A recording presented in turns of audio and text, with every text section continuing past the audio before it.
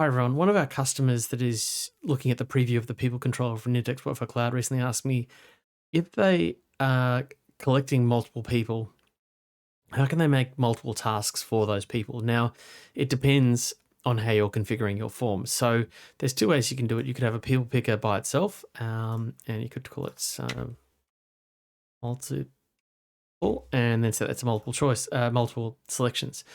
So that's one way you could collect multiple people for the tasks, or you could be doing it this way. I'm not sure. It could be a repeating section with the people picker inside it. So let's just call that people single, and we'll just call this repeating section. And so either way, with this or this mode, you're collecting multiple people. And so once you've chosen which way you want to do it, how do you then go and assign multiple tasks to those people? So now we've got our two ways of doing it in the form. Obviously, you just choose one or the other. Now you come into the workflow. So when you come into the workflow, it's got form variables, which are your start event, and you've got the repeating section, and repeating section has the people control. Now, even if it's set as single, it will still be a collection. It's just so that the data type is always consistent. It's always a collection. If you change it from single or multiple, it's always a collection. So if you change it, the workflow doesn't really need much configuration. So there's a collection of people, even though there's only one in there, or in the people multiple, it's still a collection, but it's shallower because you don't have to go through repeating section rows.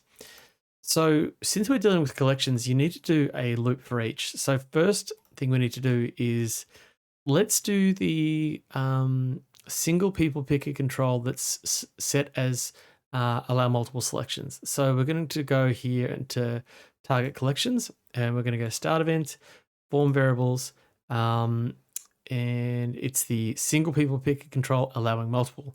So we can see this is a collection, but we can't get to the properties. So we insert the collection, and then what that's going to do is iterate through each of the people. Now, once you're doing that, you want to get a property from that person. So once it's looping through each person, even though there's only one, if you come through to here, form based, and you go to your variables insert, you'll see loop for each. Now, loop for each is each time it goes through. So whatever you're looping through could be a list of choices or list of people, whatever it might be.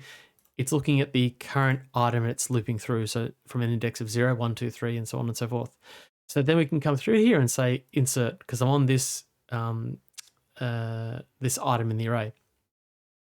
So you've got the email there, and that's the way you would insert it. So I'm just going to change this to loop through people control, just so we know.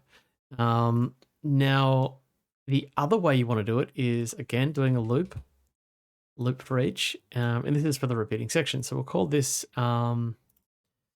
loop through repeating section rows. So we need to loop through each of the rows in the repeating section. So we don't know how long that would be, so we're just going to loop through them. Now we need to come through to the target collection, click insert, start event, form variables, repeating section, and you'll see there's a collection of people picker, but it's a collection inside a collection. So first we need to insert the collection for the repeating section, or the rows basically. So telling it to go through each of the rows. So once we've got that, it's going to go to each row. Once it finds in each row, it's going to find a bunch of controls. For us, it's just one single people control. So we need to repeat the same process again. So then we need to do loop for each, and we're going to loop through each of the people in the people control inside the repeating section. So we come back to here, you go insert collection, and it's loop for each, loop through repeating section row. So we go through to there, go to current item, and now we've got the people single collection. So we go and insert that. And now that's if we can just rename this, we'll go loop through people control inside repeating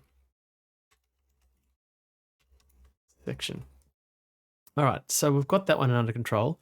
Next is the last step, which is assign a task. So if we come into here, assign a task, you can drop that down there and click on this form based, or if you want to do express approval, that's also okay. Click on insert, and you'll see loop for each, because it knows it's in the current loop.